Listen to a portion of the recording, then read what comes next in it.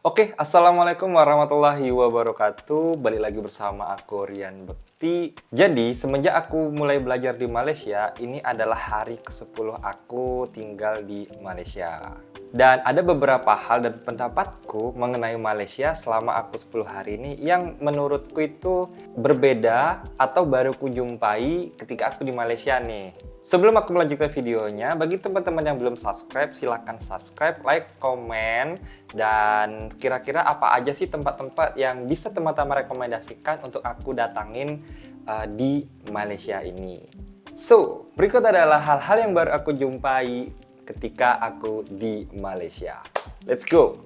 Yang pertama, selama aku tinggal di dekat UKM, tuh fasilitas umumnya itu terjangkau oleh aku. Jadi meskipun aku di sini tidak punya kendaraan sendiri, tidak punya kereta ataupun motor, aku masih bisa bepergian ke mana aja untuk belanja, untuk ke Kuala Lumpur itu dengan transportasi umum. Ya meskipun aku harus berjalan kaki, tapi kan nggak jauh ya, nggak terlalu jauh lah menurutku, nggak terlalu jauh karena masih bisa ditempuh dengan berjalan kaki, itu masih oke. Jadi fasilitas umumnya itu bagus dan lengkap gitu, sehingga aku nggak perlu lah setiap waktu itu untuk order Grab. Dengan bus saya sudah bisa, ataupun dengan KTM pun masih bisa untuk berjalan-jalan atau bepergian di Malaysia. Sedangkan ketika aku di tempatku di Indonesia itu, aku hampir jarang banget menggunakan fasilitas umum atau transportasi umum. Lebih seringnya menggunakan Grab, atau kalau di Indonesia itu ada Gojek untuk bepergian. Karena untuk jalan ke bus stop itu cukup jauh ya dari rumahku begitu. Tapi kurang tahu juga lah ya. Apa karena mungkin memang kebetulan posisi tempat aku duduk atau tinggal ini tidak terlalu jauh aksesnya dengan bus stop dan transportasi lainnya. Tapi ya aku bersyukurnya itu. Jadi sekarang aku kemana-mana itu menggunakan transportasi umum. Dan harganya menurutku cukup murah. Dan worth it lah untuk kita memakainya. Apalagi untuk mahasiswa seperti saya. Jadi bisa berhemat. Yang kedua, nah ini soal kuliner nih. Di sini kulinernya banyak jenisnya. Kemudian ayamnya. Yang buat aku shock ini, kenapa ayam-ayam di Malaysia ini besar-besar ya, meskipun dulu Bang Adi itu sudah pernah bilang ya, cuman kan apa ya, maksudnya masih shock lah, masih karena kan lama di Indonesia jadi jumpanya itu ayamnya kecil-kecil gitu loh. Ketika nyampe sampai sini itu ayamnya besar-besar gitu. Dan beberapa kali aku makan dan porsinya itu cukup banyak lah. Jadi sangat worth it dengan harga segitu untuk dibeli dan sangat mengenyangkan.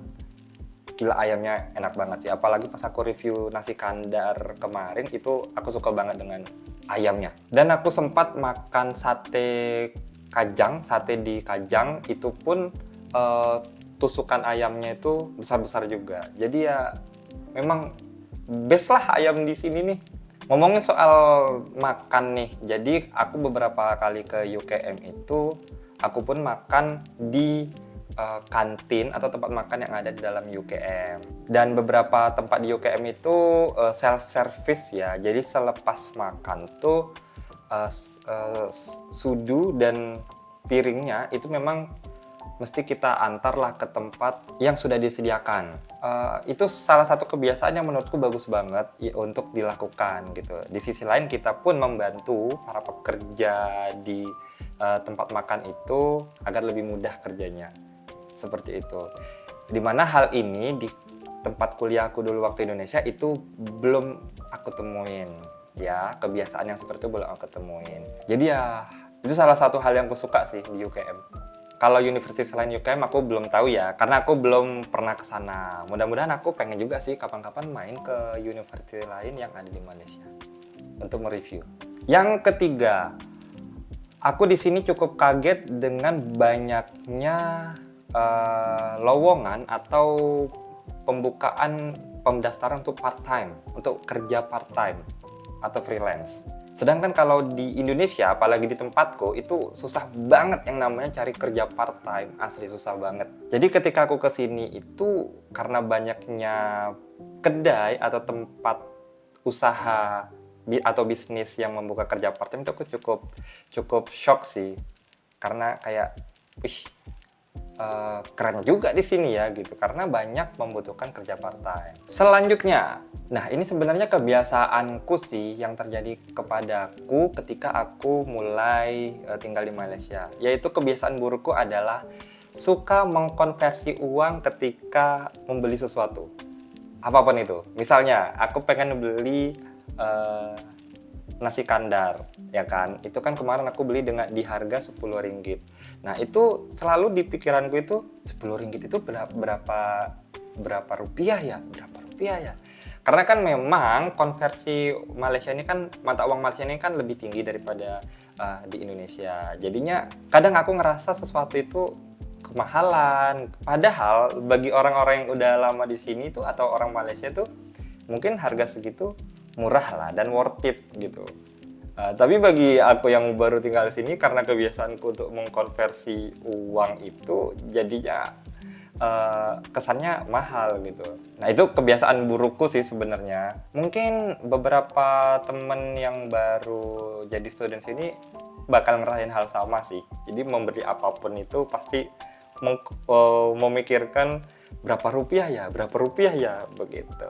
Tapi ya itu oke lah, masih oke. Nah selanjutnya, hal yang aku suka ketika aku tinggal sini, segala birokrasinya atau pengurusan pendaftaran di UKM itu menurutku itu mudah untuk dilakukan dan mudah untuk diikuti. Jadi dari awal aku di Indonesia itu kan aku sudah mulai mengurus visa dan segala macamnya, mengurus pendaftaran, mengurus ya berkas dokumen dan sebagainya lah. Jadi mereka ini sudah di websitenya itu sudah mencantumkan hal-hal apa saja, berkas apa saja yang dibutuhkan, dan tanpa miss sedikit pun, tidak ada yang berbeda. Jadi ketika aku sudah memprepare di Indonesia, ketika aku bawa ke sini itu sudah lengkap, sudah lengkap dan sudah sesuai dengan apa yang diminta. Dan aku punya cerita menarik yang menurutku ini hal simple tapi sangat membekas di hatiku. Jadi kemarin waktu awal-awal aku sampai ke UKM, itu kan aku diharuskan untuk medical check up, ya kan, tes kesehatan di tempat kesehatan, di pusat kesehatan UKM. Nah aku berikan tuh berkas-berkas yang memang diminta oleh pihak mereka. Nah selesai medical check up, aku diarahkan untuk ke tempat pengurusan pendaftaran. Dan aku dipesankan oleh kakak yang ada di medical check up itu, kamu berikan saja ini kepada orang yang di sana, nanti mereka paham. Nah, begitu tuh yang dipesenin. Menujulah aku ke tempat pendaftaran. Itu ya aku menggunakan bus ya, karena memang jaraknya cukup jauh untuk ditempuh dengan berjalan kaki. Nah, ketika sampai di sana dan mereka mengatakan apa yang mereka butuhkan, misalnya paspornya mana, offer letternya mana, kan begitu. Dan sampai di titik mereka meminta laporan hasil medical check up. Yang mana yang mereka minta itu adalah kopinya, file kopi atau hasil fotokopiannya. Di situ awalnya aku stres tuh karena dan bingung. Waduh, tadi aku di tempat medical check up nggak dibilangin nih, nggak disampaikan kalau aku harus memfotokopi berkas ini. Karena yang aslinya, yang originalnya itu harus aku simpan secara pribadi. Di situ aku sebenarnya sudah mulai lemas ya dan malas gitu. Aduh, harus cari fotokopi lagi, harus keluar lagi gitu. Dan ternyata sampai kakak yang di tempat pendaftaran itu bilang, nah itu tuh yang harusnya dikasih. Tanpa aku ketahui, ternyata kakak yang dari pusat kesehatan itu sudah memberikan file fotokopi dari berkas medical reportku itu. Jadi aku tuh sebenarnya tanpa aku sadari aku sudah pegang file hasil fotokopinya, hasil kopinya. Jadi aku nggak perlu repot-repot lagi untuk pergi memfotokopi atau mengcopy file itu. Ya, waduh itu guys, itu sangat berkesan sih di hatiku karena simple tapi sangat membantu. Jadi ya seharusnya pengurusan itu memang seperti itu. ya kan, karena kan mereka sudah lama ya dan sudah sering menerima student baru, harusnya setiap pihak itu sudah tahu apa yang dibutuhkan untuk step selanjutnya gitu. Sedangkan kebiasaanku kalau di Indonesia itu ya mesti aku tuh harus fotokopi sendiri, dan itu taunya ketika aku sudah sampai di tempat pendaftaran, nanti baru dibilangnya kamu mesti fotokopi ini, kamu mesti kopi ini, begitu baru disampaikan begitu. Jadi hal ini meskipun simple ya, tapi itu sangat berkesan sama aku. So, thank you. Ya, jadi itulah pengalamanku yang aku dapat dan berkesan, dan juga sebuah hal baru yang aku dapatkan ketika aku di Malaysia selama 10 hari ini. Mungkin ke depan aku bakal dapat hal-hal baru lagi dari Malaysia, dan kita tunggu saja pengalaman baru apa saja yang bisa aku dapatkan di Malaysia. So, jadi itu dulu video kali ini. Jangan lupa like, comment, and subscribe. Korean Bekti, bye-bye.